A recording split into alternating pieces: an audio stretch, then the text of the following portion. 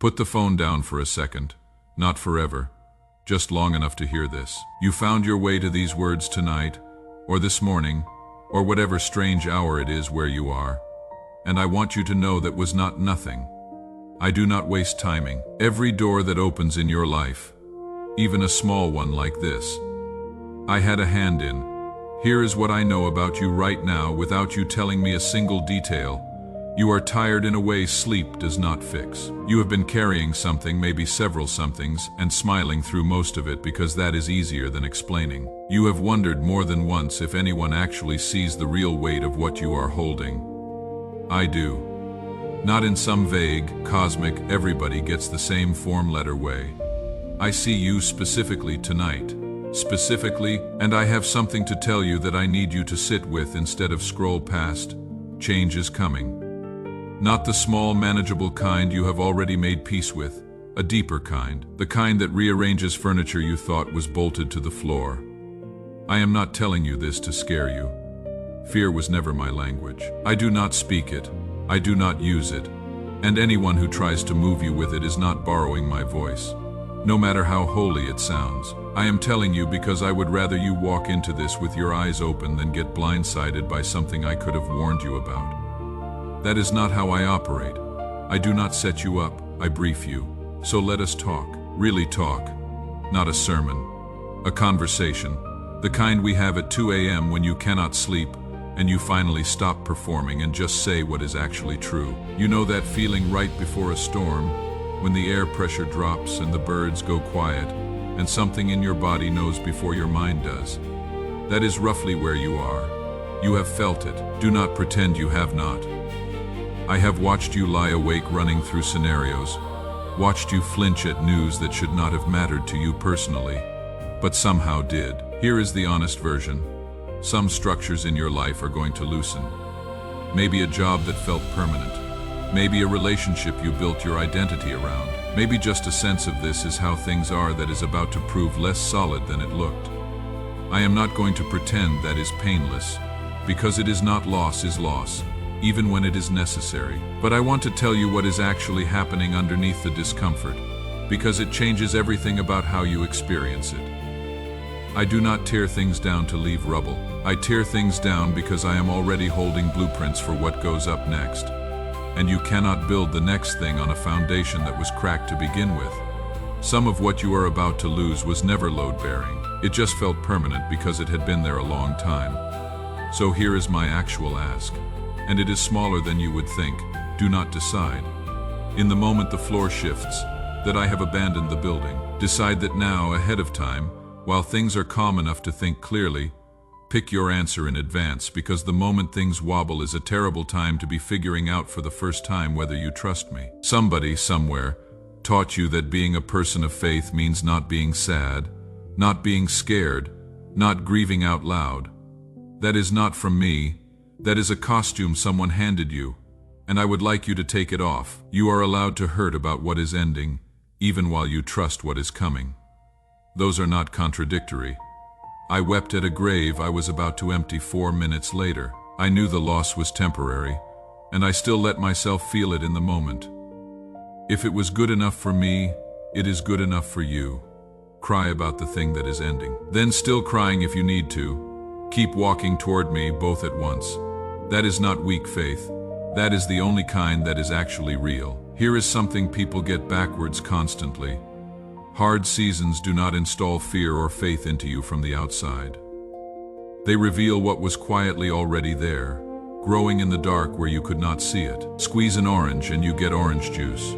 Not because the squeezing created it, but because that is what was inside all along. So if in the coming weeks, you notice old fears surfacing that you thought you had dealt with years ago, do not panic about that. Do not add shame on top of the fear, which is what most people do, and which makes everything heavier for no reason. That fear surfacing is not a sign you are regressing. It is a sign the pressure finally got deep enough to find it. Good. Now we can actually deal with it instead of it living rent-free in a basement you never visit. And here is the flip side, the part I really want you to hear. Whatever faith you have been quietly building in the boring years, the years that felt like nothing was happening, The years you almost apologized to me for being unremarkable. That faith is about to show up too. You built more of it than you think. Stillness does not mean stagnant. Roots grow underground in the dark, completely unphotogenic, for a very long time before anyone sees a single leaf. Here is a practical skill I want to teach you before you need it. The way you had learned to read a compass before the fog rolls in, how to tell my voice apart from everything else that is about to be shouting for your attention. There will be no shortage of voices. Some panicked, some smug and certain, some genuinely well-meaning but simply wrong. Some will sound remarkably like me and are not. Here is the tell, the one filter that actually works. My voice does not leave you anxious. It might ask something hard of you. It might even ask something costly. But underneath the difficulty there is peace. Not hype, not urgency designed to bypass your thinking. Peace, even in the middle of a hard instruction. If a voice, including the one in your own head, leaves you frantic, ashamed, or scrambling, that is not me talking. Mute it and come find me instead. You keep looking for certainty out there, in headlines, in forecasts, in whoever sounds most confident on a given day. It was never out there. It is in the quiet room where you and I actually talk, the one you keep meaning to visit and keep getting too busy for. I am not asking for 2 hours you do not have. I am asking for the 5 honest minutes you do have, given consistently, instead of the sporadic hour you give me when everything's already on fire. Consistency beats intensity, it always has. This part's going to sting a little, so I will say it plainly instead of softening it into mush. Some relationships in your life are going to shift in this season. Some will deepen in ways that surprise you. A few will end. Here is what I need you to understand before that happens. An ending is not proof the relationship was fake, and it is not a referendum on your worth. Some people are assigned to a chapter, not the whole book. When their chapter closes, that is not a tragedy to relitigate for the next 5 years. It is just the story moving forward. The way stories do. Grieve it if you need to, then let it go with some dignity instead of dragging the corpse of it around. One caution though, because I would be a bad friend not to mention it. Not everyone who claims to speak for me actually does. Some people with genuinely good intentions will try to hand you certainty about my plans for your life that I never gave them the authority to hand out. Test it. I do not need a middleman to talk to my own kids. If I am saying something important to you, I am capable of confirming it directly, or through more than one source, without you having to just take someone's word for it because they said it with enough confidence. Stay in community. Do not do this alone in some misguided hero routine. That is not strength. That is just isolation with better branding. Find the people who tell you true things even when true things are uncomfortable, and who do not flinch when you grow. Keep those people close. They are rarer than you think, and I place them near you on purpose. You have got a list, do not you? Prayers you have stopped saying out loud because saying them again felt like reopening a wound. A door that has been shut so long you have started decorating around it like it is just part of the wall now. I have not forgotten a single item on that list. Not one. But I want to explain something about delay, because trust the timing without explanation is thin comfort at 3 a.m. Delay usually means one of 3 things. The circumstances are not ready, you are not ready, or the timing itself is doing something you cannot currently see the shape of. Sometimes all 3 at once. None of those 3 things mean no. They mean not yet, which, I know, is a genuinely hard sentence to sit inside of for years at a time. I am not going to pretend the waiting does not cost you something. It does, but it is not wasted cost. The patience you are building right now, in this unglamorous, unresolved middle part, is going to be exactly what someone else needs from you later. Someone who is in their own waiting season and needs to see that it is survivable, that it does not have to end in bitterness. You are not just waiting for yourself anymore. You are becoming proof for somebody else, whether you have met them yet or not.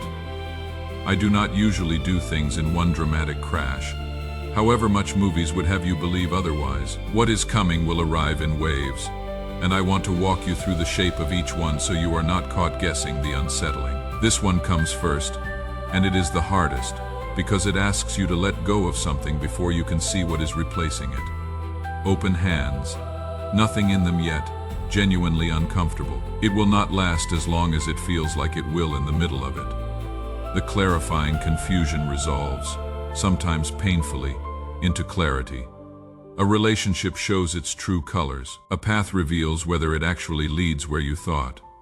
This wave can hurt, because clarity often costs you the comfort of just not knowing yet. But walking forward able to see, even seeing something hard, beats wandering forward blind every single time.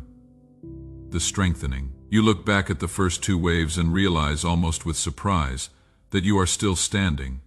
Not just standing sturdier. This is where the pattern starts to show, where scattered pieces start to look less like chaos and more like a shape you can recognize, the unexpected joy. Quieter than the rest, and easy to miss if you are not watching for it. A wave of genuine delight that shows up completely out of sync with how hard everything around it is. A laugh that surprises you, a small mercy, a moment that has no business feeling that good given the circumstances. That is me, reminding you that hardship and joy have always shared a house in my kingdom. Do not feel guilty when it shows up. I put it there on purpose. I want to correct a misconception because it is costing people more than they realize. The thing working against you rarely shows up as some dramatic villain moment. That is not his style, too obvious, too easy to resist. His actual tool of choice is duller and far more effective. Distraction. He does not need you to stop believing in me. He just needs your attention full enough all the time that you never get quiet enough to hear anything. A feed that never ends. A low hum of anxiety that never quite peaks into something you would address. Just enough to keep you scattered. That is the whole strategy. And it is working on more people than you had guessed. Precisely because it does not look like an attack. So guard your attention like it is valuable, because it is. Whatever gets your attention gets to plant something in you. Fear gets attention. Fear grows roots. Comparison gets attention. Discontent grows roots. Point that same attention at something worth growing instead, and watch what takes root there. This is not about ignoring the world. It is about deciding what gets to go first. Somewhere in you is a hope that I will tell you none of this is going to be hard. That if you just believe correctly, the road smooths out entirely. I understand the hope. I am not going to lie to you to satisfy it. You were not built for a life with the edges sanded off.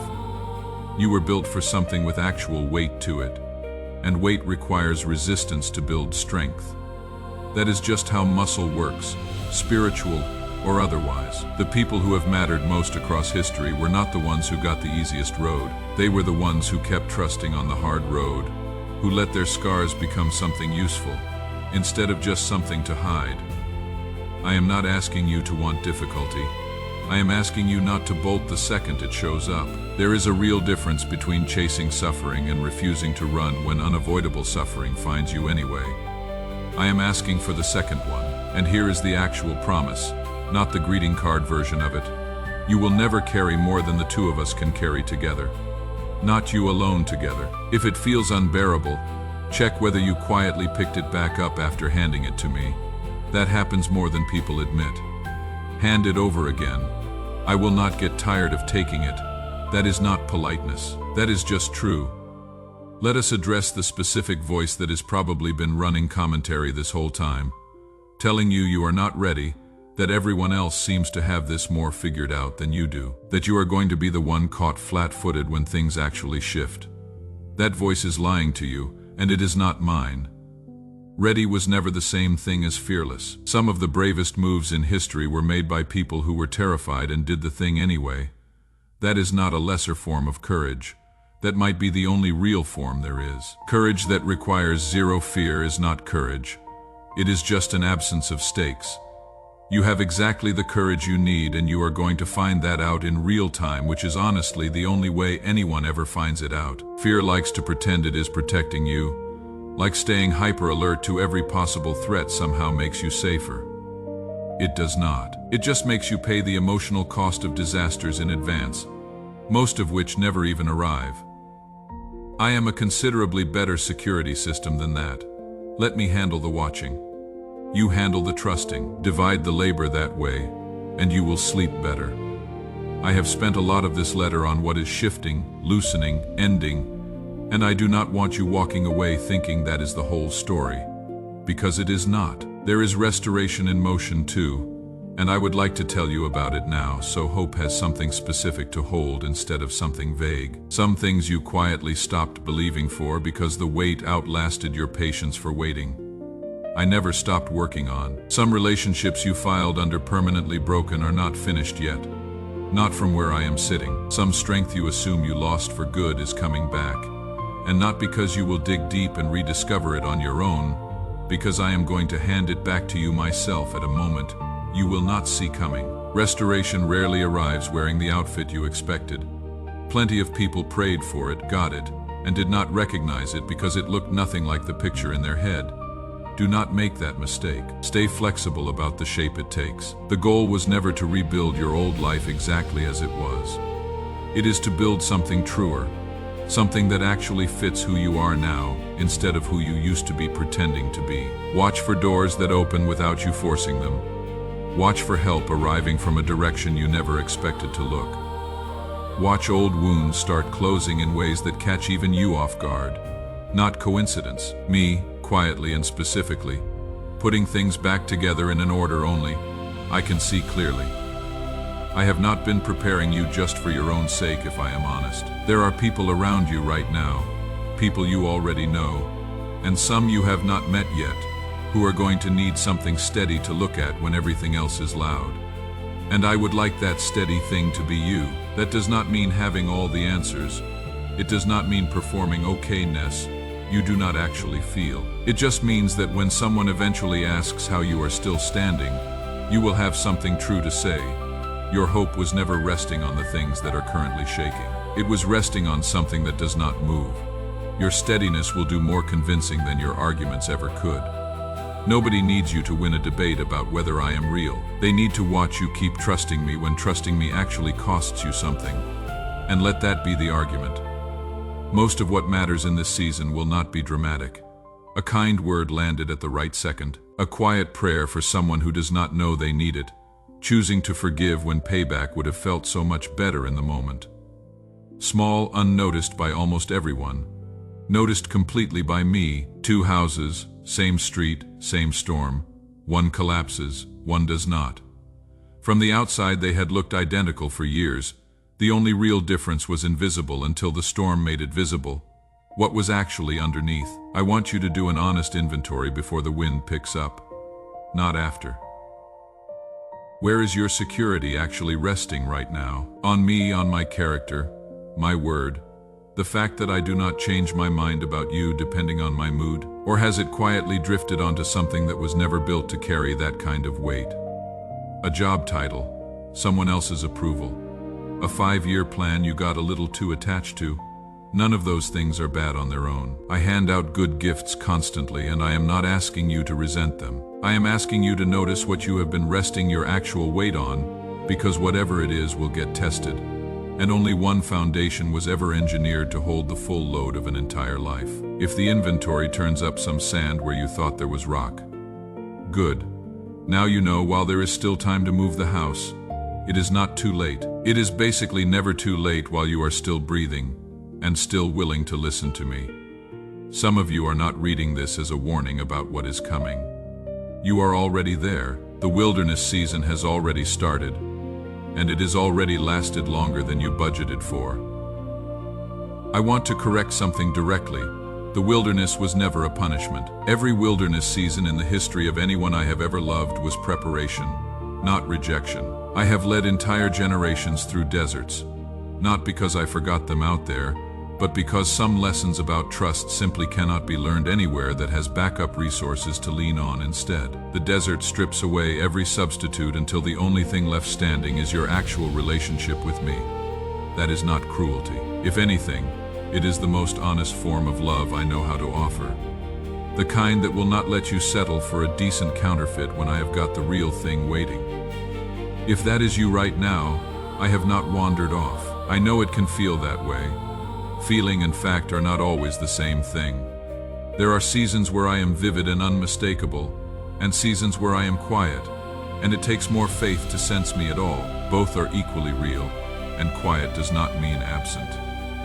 Every wilderness I have ever led anyone through had an exit. Every single one. There is a version of on the other side of this waiting for you, and the person who walks out of the desert is always stronger and more rooted than the person who walked in. Do not rush it out of pure impatience. Let it finish the work it is doing. It will serve you for the rest of your life. Some of you have a specific prayer you have stopped bringing up because it has started to feel embarrassing to keep asking. A healing that has not come. A relationship you cannot seem to fix no matter what you try.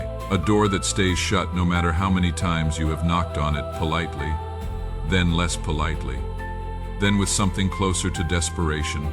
I have not forgotten a single one of those. Not yet, and no are not the same sentence, even though they can feel identical when you are the one waiting. I know that is not fully satisfying to hear when the wait has already gone on this long. But some answers need circumstances to line up that are completely outside your control. Some need something in you to shift first, or the answer would not actually be good for you when it landed. Some are simply waiting on timing. I can see clearly and you currently cannot. Keep asking. I am not tallying how many times is too many. That is not a thing that exists on my end. And while you wait, keep worshiping without the answer in hand. That is one of the realest tests there is. Can you still trust my goodness, still show up, still mean it, while the thing you are asking for is still unresolved? That kind of trust offered in the gap means more to me than almost anything else you could give. As things unfold, you will notice something uncomfortable. Staying close to me is occasionally going to put you at odds with the room you are standing in. Not everyone will get it. Some will not even try to. There will be moments when everyone around you is heading one direction, toward panic, toward a shortcut, toward a compromise that promises relief, but leads somewhere you do not actually want to go. And I will be asking you to head somewhere else entirely. That will not feel comfortable. It might cost you some approval, but the cost of standing apart is smaller every time than the cost of losing yourself just to blend in. This is not a call to manufacture conflict for its own sake. It is a call to let truth shape your choices even when truth is inconvenient or unpopular. You will not always be the only one. I will place other people on that same path, and you will recognize them by the same quiet steadiness. Courage, most of the time, will not look dramatic. It will look like telling the truth when a small lie would have been so much easier. That kind of unglamorous, repeated honesty is what builds the trust I can hand bigger things to. Later, before I let you go, I want to leave something with you that is more than instruction, an actual blessing for the road ahead. May you know, not just believe but actually know, that you are not walking any of this alone. May the fear that keeps trying to get a foothold find nothing to grip onto, because your heart's too full of something steadier to leave room for it. May the people I place around you in this season be the honest kind, the loyal kind, the kind that leave you stronger instead of drained. May the quiet work you do, the kind no one applauds, the kind that happens behind closed doors, bear fruit you did not see coming. May your rest actually restore you instead of just numbing you until the next demand. May the prayers that feel unanswered right now turn out to have been seeds the whole time, growing somewhere underground toward a harvest you will one day stand in front of, stunned. And above everything else, may you know that I am for you. Not conditionally, not depending on your performance this week. I was for you before you knew my name, and I will still be for you long after this particular season is nothing but a story you tell about the time everything shook, and somehow you were fine. Here is the part almost nobody talks about.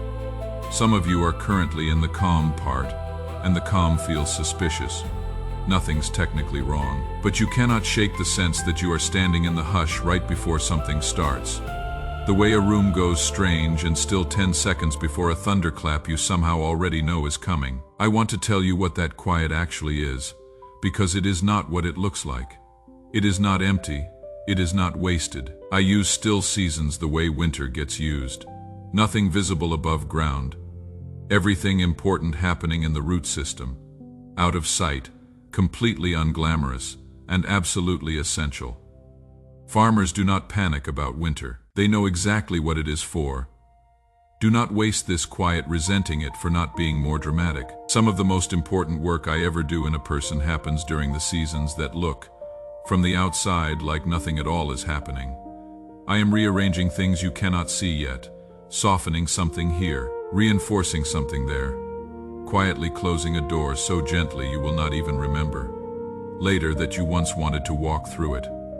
I am not idle just because it is quiet. I am never actually idle. Use it well. Do not fill it with anxious scrolling and pre-grieving disasters that have not happened and might not. Fill it instead with the stuff that actually builds something. Honest conversation with me, rest that restores instead of just distracts. Small faithful choices in the boring responsibilities sitting right in front of you today. The person who stays faithful in the quiet chapter is the person I can hand the loud chapter to later. That is not a threat. That is just how trust gets built in every living thing I have ever made. And here is permission you might not think you need. Enjoy this while it lasts. You do not have to spend the calm bracing for impact. Rest, laugh at something dumb. Eat the meal slowly instead of standing at the counter checking your phone. I invented rest and called it holy before I ever called work necessary. Do not let anticipation of a hard season rob you of the perfectly good, ordinary one you are actually standing in right now. I need to tell you something that is going to sound strange right now and make complete sense later. There is a gift folded inside the difficulty you are facing. Not one you would have picked off a shelf yourself, but one you will be genuinely grateful for once enough time has passed to see its actual shape. Hard seasons have an odd talent for clarifying what actually matters. Ease lets you drift for years without ever noticing you are drifting, chasing approval that never quite feels like enough, collecting achievements that lose their shine within a week of arriving, leaning on comforts that quietly numb you instead of feeding you anything real. Difficulty does not allow that particular luxury. It forces the real questions to the surface. What actually matters here? Who actually loves me, not just my convenience? What is my life actually resting on? Most people do not ask those questions honestly until circumstances force the issue. Now the issues forced might as well ask. I am not the author of Suffering for Sport, and I take zero pleasure watching you struggle from some safe distance. But I am remarkably good, better than you had guessed, at pulling something worth having out of what was meant to wreck you. That has been my pattern since before you were born. I did not avoid the cross. I turned it into the exact mechanism of everything good that came after. I am not promising you an easy road. I am promising you that nothing on the hard road, however hard, ends up wasted once it passes through my hands. So when you are standing in the middle of this wondering what possible good could come from what you are currently facing, remember, you are not always meant to see the gift while you are still unwrapping it. Some things only reveal their shape after enough time has passed. Trust that I am not careless with your pain, and that I am already right now weaving something worth having out of threads that currently just look like a tangled mess. You will see the pattern eventually. Maybe not today, but you will. I am going to teach you something in this season that is genuinely hard to learn. The discipline of my timing, which rarely lines up with the timeline you would have picked. You want resolution now. I am frequently working on something slower, more deliberate, layered, because I am not just patching one problem. I am laying a foundation meant to hold for the rest of your life, and foundations do not rush without something eventually cracking. Look back at your own story for a second. Notice how many times what felt like a maddening delay turned out, in hindsight, to be exactly the right timing wearing an unconvincing disguise. The job that did not show up when you wanted it, and arrived instead exactly when you were finally ready to hold it well. The relationship that ended before you were prepared to lose it, making room for something that would not have found you otherwise. The prayer that seemed to go nowhere for years until the answer landed at the one moment it could actually do the most good. That has been the pattern the whole time, even in the stretches you did not recognize it in real time. I am asking you to extend that same trust forward onto whatever's currently unresolved. The thing you are waiting on now, the thing that feels overdue by any reasonable measure, is not proof I have forgotten you or stopped caring about your particular ache. It is evidence I am still arranging things both in you and around you for a moment that has not fully arrived yet. Patience done right is not passive. It is an active, repeated decision to keep believing even when the current evidence seems to be arguing the other way. I will be honest, I do not always explain the timing, even to people who ask sincerely and keep asking well. Some things you will only understand looking backward. Some you might not understand at all until every question finally gets its answer. Face to face until then. Trust the character behind the unexplained timing, even when the timing itself stays a mystery. You know me well enough by now to know I am good. Let that carry the parts you cannot currently explain. Let us get practical for a minute, because a lot of what I have said so far could sound like it is asking you to just sit still and feel things until the season passes. That is not actually the ask. Waiting well is not the same as waiting passively, and there is a real difference between the two that I want you to understand. While you wait for the thing you are waiting for, there is work in front of you right now. Ordinary, unremarkable, often thankless work, and I need you to keep doing it well. The dishes still need washing. The job still needs showing up for, even the parts of it that bore you to tears. The people in your actual life, the ones sitting across the table from you tonight, still need your attention, not some distracted version of you that is mentally rehearsing a future that has not happened yet. Faithfulness in the visible, boring, present tense is not a lesser calling while you wait for the bigger thing. It is the bigger thing disguised as something small. I have watched people miss this constantly. They get so fixated on the door that has not opened yet that they let the room they are currently standing in fall into disrepair. Do not do that. Tend what is in front of you. Water what is actually growing instead of staring exclusively at the empty patch of dirt where you wish something else was growing instead. I promise you, the person who is still faithful in the unglamorous present is exactly the person I trust to steward the exciting future when it finally arrives. That is not a threat or a test you can fail your way out of receiving what is coming. It is simply how growth has always worked in every living thing I have ever made, including you. So here is your actual homework. If you want something concrete to hold on to instead of just a feeling, pick one thing today, one relationship, one responsibility, one habit that you have let slide because you have been so consumed by waiting, and give it your full attention again. Not because it fixes the wait, because faithfulness in small things is never actually wasted, even when it feels invisible, even when nobody's clapping. I want to spend a little more time on this, because I think it is the single most useful skill I can hand you before things get loud. Telling the difference between me speaking and your own anxiety wearing my voice as a costume. They can sound remarkably alike if you are not paying close attention, and getting this wrong costs people more peace than almost anything else. Anxiety tends to speak in absolutes and worst cases. It says things like everything is falling apart, or you will never recover from this, or everyone can see you are failing. It moves fast, demands an immediate reaction, and rarely gives you room to think. It wants a decision made right now in the grip of the feeling before the feeling has a chance to settle. It rarely offers a next step. It just repeats the alarm, louder on a loop. I do not operate that way. When I speak into a hard situation, I tend to narrow things down to one next right step, not the entire unsolvable future all at once. I will say pray about this specific thing, or have this one conversation, or rest tonight, and we will look at it again tomorrow. Small, doable, specific. I rarely hand you the whole mountain at once. I hand you the next foothold. If what you are hearing feels like the entire mountain collapsing onto you in a single moment with no handhold offered, that is not me. That is fear, dressed up convincingly, using your own voice against you. Here is a simple practice. The next time you are spiraling and unsure whose voice you are actually hearing, ask yourself one question: does this leave room for peace? Even a sliver of it, even alongside the difficulty? If the answer is genuinely no, if there is nothing but dread with no exit, step back. That is not from me. Go find quiet.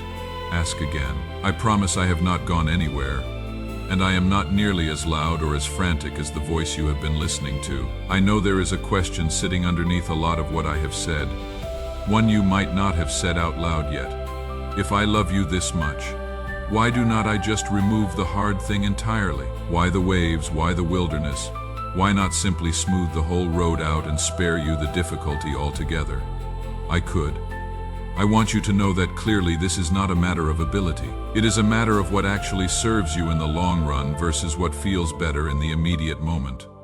And those two things are not always the same, however much we would both prefer them to be. A parent who removes every obstacle from a child's path does not raise a stronger child.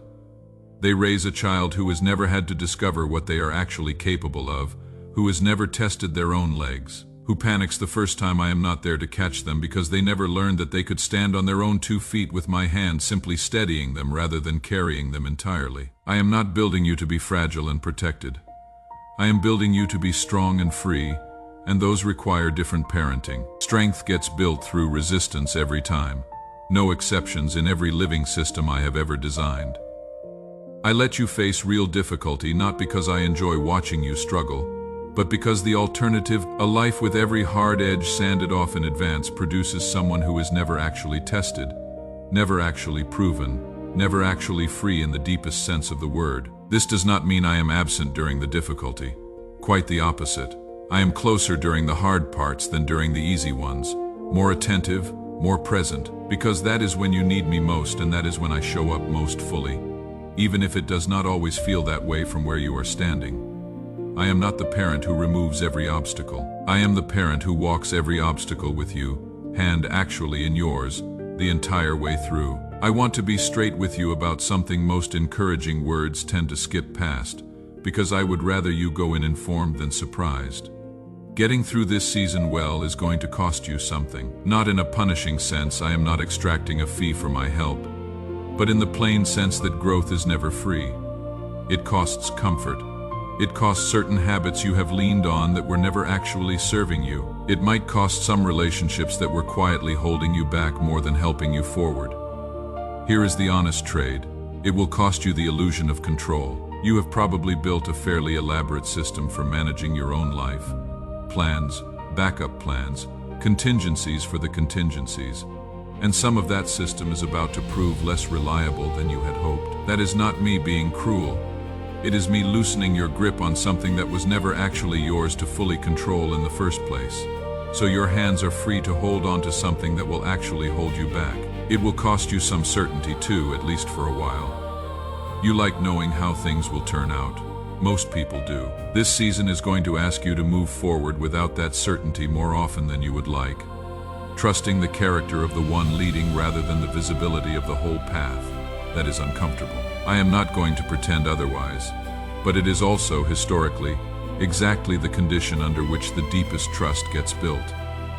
Nobody develops real faith by only walking in situations they already fully understand. And it might cost you a few relationships or habits you have outgrown but have not quite admitted it yet. Growth has a way of making old fits feel tight. You do not have to force those endings prematurely, but do not be shocked if some things simply do not travel with you into the next chapter. That is not failure. That is just what it looks like when a person is actually changing instead of merely rearranging the furniture of an unchanged life. Here is what you get in return, though, and it is not a small trade. You get a version of yourself that has actually been tested, actually knows what it can survive, actually trusts me from experience instead of just from an idea you picked up somewhere. That version of you is more free than the anxious, over-controlled version currently reading this. Free people sleep better. Free people love better. I would like you to become one. This season, as hard as parts of it will be, is how that happens. If you have read this far, I do not think that was an accident either.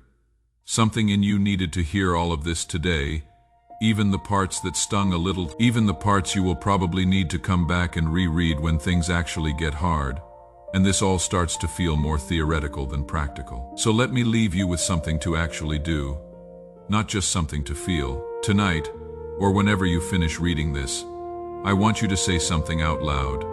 Not just think it, actually say it. Even if you feel a little strange doing it alone in a room. Say, I do not fully understand what is coming, but I trust who is holding it. That is it. That is the whole thing. Not a complicated prayer, not a performance, just an honest sentence handed to me out loud. I am not asking you to feel brave when you say it. Most people do not feel particularly brave in the moment they need courage most. Courage usually shows up as the doing, not as the feeling. Say the sentence anyway. Let the trust be a decision before it is an emotion. The emotion tends to catch up later, once the decision's already been made and lived in for a while, and then just keep going. Make the dinner.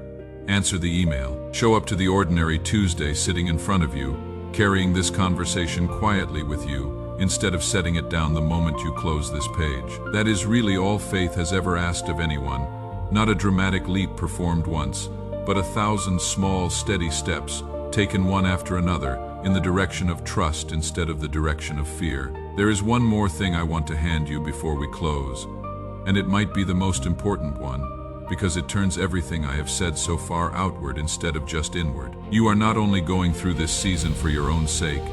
Somewhere close to you, maybe closer than you think, is someone who is about to need exactly what you are currently building. Think about the hardest season you have already survived. At the time, it probably felt entirely wasted, entirely without purpose, just something to endure and get past as quickly as possible. But I want you to notice something. You now have something to offer someone else because of it. Words that actually land because they are not theoretical.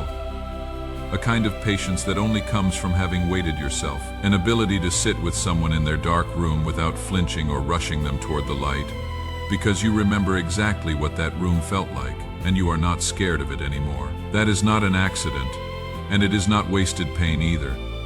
Every hard season you walk through with me becomes a resource I can hand to someone else later through you. You become fluent in exactly the language someone else needs to hear, at exactly the moment they need to hear it, in a way that no stranger with good intentions but no lived experience could ever quite manage. This is one of the deepest reasons I let you walk through difficulty instead of simply removing it.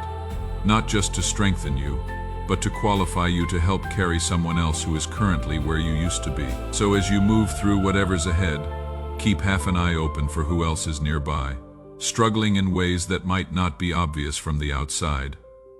You do not need a title or a platform to do this. Most of the most important comfort ever given in the history of the world was given quietly. One person to another, with no audience at all. A text sent at the right moment, a question asked instead of assumed, a willingness to simply sit in the hard thing alongside someone instead of trying to fix it or explain it away. You will know when the moment arrives because I will nudge you toward it. And you will recognize the nudge because it will feel like peace rather than pressure. This is what it looks like to actually walk with me through a hard season, instead of just surviving one alone. Not gritting your teeth in isolation until it passes. Letting the difficulty turn you outward, softer and more useful, instead of inward, harder and more guarded. That is the difference between a season that merely happens to you and a season that actually transforms you into someone I can use for something bigger than your own comfort. I would like that second kind for you. I think somewhere underneath the fear you would like it too. Before the last part, let me correct one more thing, because it has been quietly undermining people for as long as I have been watching. You keep waiting to feel ready before you will believe any of this applies to you. Ready enough, strong enough, faithful enough, put together enough. I want to tell you plainly, that feeling was never the qualification, and it never will be. Nobody I have ever used for anything significant felt ready beforehand.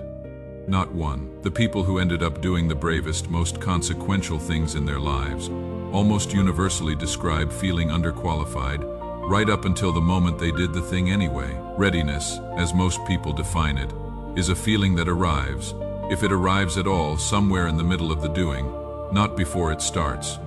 Waiting for the feeling first means you will likely be waiting your whole life. So if you are sitting there thinking you will believe this word once you feel a little more solid, a little less shaky, a little more like the kind of person this applies to, I would like you to consider believing it now instead, exactly as shaky as you currently are. The shakiness is not disqualifying. It is just honest. I have never once required steady hands before I would use someone. I have mostly worked with trembling ones because trembling hands that show up anyway are worth infinitely more to me than steady hands that never move at all. You are ready enough right now tonight, in whatever state you are actually in, not the improved future version you keep waiting to become. Start there. Start today.